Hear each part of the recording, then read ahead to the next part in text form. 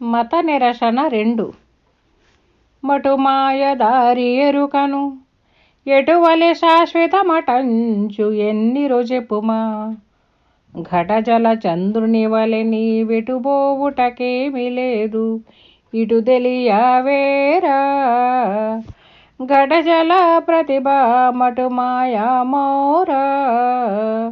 ఘటజలములో లేక ఎటులుందువో చెప్పు. ఘటజలములో లేక ఎటులుందువో చెప్పు. అటుల జలమింకిన ఎటు బోదువో లేవు. కటకటాని కలిమిలేములు కల్లగా గురు కరుణ వడసిన పటుతరంబైనట్టి జ్ఞానము భగ్నమై బయలుండు నెరుగక ఇటు తెలియవేరా. ఘటజల ప్రతిభ మటు మాయా మోరా. జై నిజ గురుభ్యో నమః. మహాద్వైత కేసరి యందు మత నిరసన ప్రకరణంలో ఈరోజు మనం 2వ మిత్రకందార్థం తెలియచేశారు గురుదేవులు. తనువు తత్వము కానటువంటిది తనను తాను ఎరుగదు, అది తనువు కాదు. నీవు నీ ప్రజ్ఞ ఈ తనువు ఉన్నంత వరకే. ఈ ఘనము కొంచెముగా ఉండబడేటువంటి తనువు ఏదైతే ఉన్నదో అది నేను కాదు, నేను బ్రహ్మాన్ని అనేటువంటి ఆ వాదన సరైనటువంటి మతవాదము, అది ఆమోదయోగ్యము కానటువంటిది, అది మితములోని మాట అని తెలియజేసినటువంటి గురుదేవులు, శిష్యా మటుమాయధారి ఎరుకను ఎటువలె శాశ్వతమటంచు ఎన్ని రోజుమా. మటుమాయధారి ఇది, అంతలో వచ్చి అంతలో పోయేటువంటి మాయ, యమాస మాయ ఇది. ఎటు చూసినా మాయే. ఈ మాయధారి, మాయను ధరించినటువంటిది, మాయే ఎరుక, మాయే మనసు, మాయే నేను. అలాంటి మాయధారి అయినటువంటి మాయ రూపమైనటువంటి తనకు తాను మిథ్యగా ఉండి అనేకములుగా చెరిస్తూ ఉన్న ఈ ఎరుక ఏదైతే ఉన్నదో ఆ మాయదారి ఎరుక ఎటువలె శాశ్వతమటంచు ఎన్ని రోజుమా. దాన్ని ఏ విధంగా అన్నాయి మిగిలినటువంటి మతములన్నీ అది శాశ్వతమని, దానిని బ్రహ్మమన్నాయి. అదే సర్వం కల్విదం బ్రహ్మ అన్నాయి. ఓ మిథ్యాకాక్షరి బ్రహ్మ అన్నాయి. ఎలా అన్నాయి? బ్రహ్మ అనబడేటువంటిది ఏంటి? సర్వత్రా నిండి మార్పు చెందనటువంటిది బ్రహ్మము. ఒక అవస్థలో ఉండి ఒక అవస్థలో లేనటువంటిది బ్రహ్మం ఎలా అవుతుంది? తెలివిలో ఉన్నప్పుడు మాత్రమే గమనించేది గుర్తిరిగేది బ్రహ్మం ఎలా అవుతుంది? బ్రహ్మము అంటే మారనిది కదా, మారని పదార్థము, మారని వస్తువు కదా బ్రహ్మము. ఆ బ్రహ్మాన్ని ఎరుగక తన్ను తానే నేనే బ్రహ్మం అనబడేటువంటి విధానాన్ని అది శాశ్వతమని ఎలా ఈ మతములు ఆమోదించాయో చెప్పు అంటున్నారు దుర్గానంద పంచదశి స్వాములు వారు. అది ఎలాంటిదో చెప్తున్నారు. ఘటజల చంద్రుని వలె నీ వెటుబోవుటకేమీ లేదు ఇటు తెలియవేరా. ఘటజల ప్రతిభ మటు మాయా మౌరా.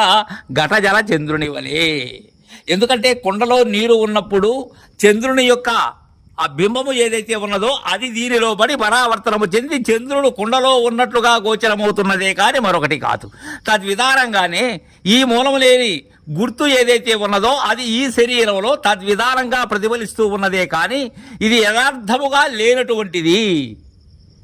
ఈ ఘటము వీడినట్లయితే, ఘటములో ఉన్న జలము లేనట్లయితే చంద్రుడు ఎలా కానరాడో, ఈ ఉపాధి అనబడేటువంటి ఎరిగే శరీరము ఏదైతే ఉన్నదో ఇది లేనప్పుడు ఆ జలములో ఉన్న ఆపోజ్యోతి ఏదైతే ఉన్నదో అది ఆ జలము ఉన్న స్థానమైనటువంటి నేత్రము ఉన్నప్పుడు మాత్రమే అది ప్రతిఫలిస్తూ ఉన్నది, కానీ లేనప్పుడు ఎక్కడ ఉన్నది? అది నీ వెటుబోవుటకేమీ లేదు. ఎందుకని? అది ప్రతిబింబమే. అది ఎక్కడికి పోతుంది? ఎక్కడికి పోదది. నీ భ్రాంతి మాత్రమే, నీ మాయ దారి చేష్ట మాత్రమే. అది ఏమీ లేదు. ఇటు తెలియవేరా. ఈ విధంగా తెలుసుకోను ఆయన. ఘటజల ప్రతిభ మటు మాయా మౌరా. ఘటజలము యొక్క ప్రతిభ ఏమవుతుంది? ఘటము జలము లేనప్పుడు మటుమాయమవుతుంది. అంతకుమునుపు ఉన్నదా? లేదు. ఉన్నట్లుగా భ్రాంతి.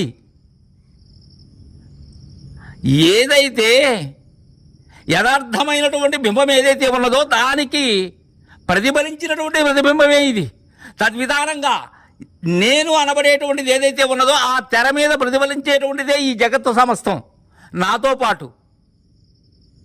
ఈ మాయదారి అది రెండు ఒక్కటే, ఈ బ్రహ్మము ఆ జగత్తు రెండు ఒక్కటే. కారణం ఏంటి? నేననే బ్రహ్మము ఏదైతే ఉన్నదో దానిలో ప్రతిఫలిస్తూ ఉన్నది ఘటజల చంద్రుని వలె. ఘటజలములు లేక ఎటులుందువో చెప్పు. ఘటము జలము లేక ఎలా ఉంటావు? శరీరము జగత్తు లేకుండా నీ యొక్క ఉనికి ఎక్కడా? నీ తెలివెక్కడా? నీ ఉండేదానికి అవకాశం ఎక్కడా? ఘటము ఉన్నంతసేపు, ఘటములో జలము ఉన్నంతసేపే నీ యొక్క ఆటలు, నీ యొక్క పాటలు కూడా. అందుకే ఘటజలములు లేక ఎటులుందువో చెప్పు, అటులా జలమింకినా ఎటుబోదువో లేవు. ఘట జలములు లేకుండా ఎట్లుంటావు? ఉంటుందా? ఘటము జలము లేక దానిలో ప్రతిబింబం ప్రతిఫలిస్తుందా? ఆస్కారం ఉన్నదా? అవకాశం ఉన్నదా? శిష్య ఆలోచించు, పరికించు. నేను చెప్తున్నానని కాదు, నీకై నీవు తులనాత్మక విశ్లేషణ కావించుకోవాలి శిష్యుడు. గురువు చెప్తున్నారు అని వినటం కాదు. దుర్గానంద పంచదశి స్వాముల వారు మిత్రకందార్థములను మహాద్వైత కేసరిగా మనకు అందించిన దాన్ని చదవటం కాదు, దానిలో ఆ మహనీయుని యొక్క వారి గురువైనటువంటి రొంగల శనిసారుల వారి వద్ద ఏదైతే పొందారో ఆ భావాన్ని మనకు మిత్రకందార్థ రూపముగా అందజేస్తూ ఉన్నారు. దానిలో ఉన్న లోతులు గమనించవలసినటువంటి బాధ్యత శిష్యునిగా మన మీద ఉన్నది. ఎలా ఉన్నావు ఘటజలములు లేక?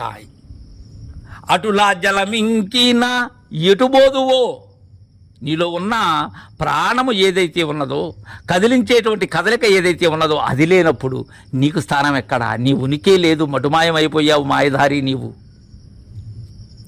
కటకట నీ కలిమిలేములు కల్లగా గురు కరుణ వడసిన పడుతరంబైనట్టి జ్ఞానము భగ్నమై బయలుండు నెరుగక ఇటు తెలియా వేరా. ఉన్న బయలును నీకు కానరావటం లేదు. కారణం ఏంటంటే నీవనే తెర, నేను బ్రహ్మము అనేటువంటి తెర, అదే అహం యొక్క పాదు, ముడిపడినటువంటి కర్మజ్ఞానము అనబడేటువంటి తెర. అది మూలము లేని గుర్తెరిగే శరీరమే తెర. కటకటా నీ కలిమిలేములు.